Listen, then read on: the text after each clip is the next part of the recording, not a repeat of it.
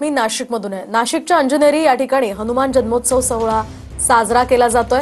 पहाटेपासूनच भाविकांची या मंदिरात दर्शनासाठी मोठी गर्दी आहे।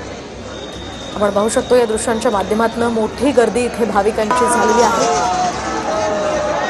तर सध्या ही दृश्य अयोध्येची आहे। आज हनुमान जन्मोत्सव सोहळा सगळीकडे अख्ख्या महाराष्ट्रासह देशभरात साजरा होतोय। इकडे नाशिकच्या अंजनेरीमध्ये सुद्धा इथे सुंदर अशी सजावट इथे करण्यात आलेली आहे। अधिकची माहिती आपण जाणून घेऊयात आमचे प्रतिनिधी पवन येवले यांच्याकडून। पवन, काय सांगाल, सध्या मोठी गर्दी भाविकांची नाशिकमधल्या अंजनेरीमध्ये झालेली आहे, काय अधिकचे अपडेट्स?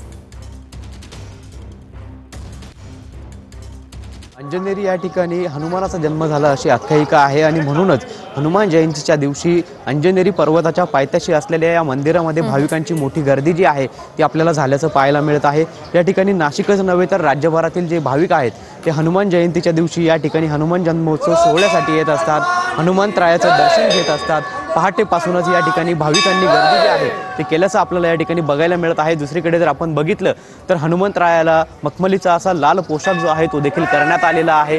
त्याचबरोबर आकर्षक अशी फेटा जो आहे तो देखील या ठिकाणी हनुमंतरायाला परिधान करण्यात आलेला आहे। तर दरवर्षी अशा पद्धतीचं हनुमान जयंतीच्या दिवशी आकर्षण जे आहे ते असतं आणि या ठिकाणी भाविकांची आज हनुमान जयंतीच्या निमित्तानं मोठी नक्कीच धन्यवाद पवन दिलेल्या या सविस्तर माहितीसाठी।